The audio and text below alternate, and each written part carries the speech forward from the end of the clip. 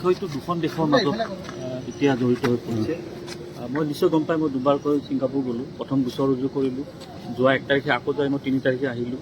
কি হৈছে কি নাই হোৱা, যিহেতু ন্যায় প্ৰক্ৰিয়া এগৰাকী ৰানিং জাজৰ জৰিয়তে চলি আছে, আমাৰো দায়িত্ব যে তাত কি হৈছিলে, ইয়াত কি হৈ আছে, সেই কথাখিনি আমি ন্যায়িক আগত কোৱাৰ পিছতেহে এটা সিদ্ধান্ত ল'ব পৰা যাব। যদি পিছুৱাই থাকেতো ল'ব পৰা নাযাব, কাৰণ দুখন দিশৰ বিষয়টো জড়িত হৈছে। ছিংগাপুৰৰ বিষয়টোত মই নিজে জড়িত আছোঁ।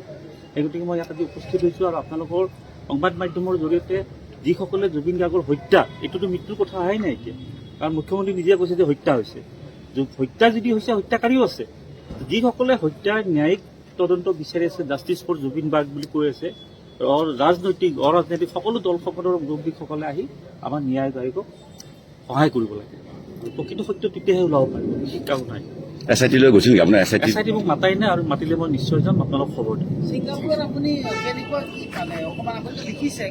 প্ৰথম গোচৰটো ৰুজু হ'ল যোৱা 15 অক্টোবৰত, আৰু যোৱা মই 2 তাৰিখে যাই তাত দেখিলোঁ, মোৰ লগত কথা পাতিলে। মোৰ গোচৰটো PCG মানে পুলিচ কষ্টেল গাৰ্ডত তাত চলি আছে, তদন্ত চলি আছে। খুব সোনকালে কৰোনাৰ কোৰ্টৰ ৰিপৰ্টটো দাখিল হ'ব, আৰু ন্যায়িক প্ৰক্ৰিয়া ছিংগাপুৰত চলিব। ছিংগাপুৰৰ সিদ্ধান্ত নহ'লে কিন্তু মই ভাবোঁ অসমত সিদ্ধান্ত দিয়াটো কঠিন হ'ব, কাৰণ ঘটনাটো হৈছিল ছিংগাপুৰত।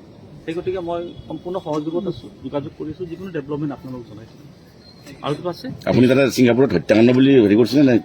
মই যোৱা 15 তাৰিখে যেতিয়া মোৰ গোচৰটো ৰুজু হৈছিলে, তেতিয়া মই কৈছিলোঁ যে মাননীয় মুখ্যমন্ত্ৰীগৰাকী কৈছে হত্যাকাণ্ড বুলি। এইটো কালিৰ কথাটো কোৱা নাই, মই আগৰ কথাও কৈ আছিলোঁ। মুখ্যমন্ত্ৰী ডাঙৰীয়া এবাৰ আগতে কৈছিলোঁ যে এইটো হত্যাকাণ্ড বুলি। যিহেতু ৰাজ্যৰ মুৰব্বীগৰাকী হত্যাকাণ্ড বুলি কৈছে, সেই গতিকে আপোনালোকৰো দায়িত্ব। এগৰাকী পৰ্যটক, জুবিন গাৰ্গক তেখেতসকলে পৰ্যটক বুলি ধৰিছিলে। কোন জুবিন গাৰ্গ তেখেতসকলে তেতিয়া গম পোৱা নাছিলে। পিছত যেতিয়া বিষয়টো বাঢ়ি গ'ল, তেখেতসকলে গোটেই কথাখিনি মই যেতিয়া ক'লোঁ যে তেখেতৰ বডি ৰিচিভিঙৰ ক্ষেত্ৰত 4 নং স্থান পাইছিলে বিশ্বৰ ভিতৰত। 4-5গৰাকী যুৱক আত্মহত্যা কৰিছে অসমত। গতিকে তেওঁ পাব্লিক ফিগাৰ, যাৰ বাবে মোৰ গোচৰটো ল'ব লাগে। 7 ঘণ্টা শুনানিৰ পিছত মোৰ গোচৰটো পঞ্জীয়ন হৈছে। সেই কথাখিনি আজি মই ন্যায় আয়োগৰ ওচৰত দাখিল কৰিম।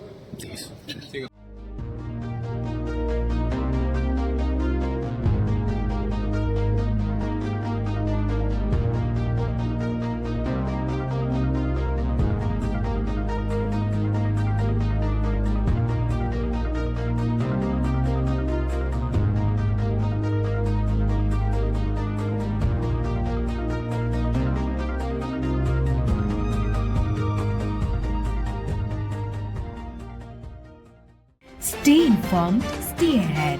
News NE 365.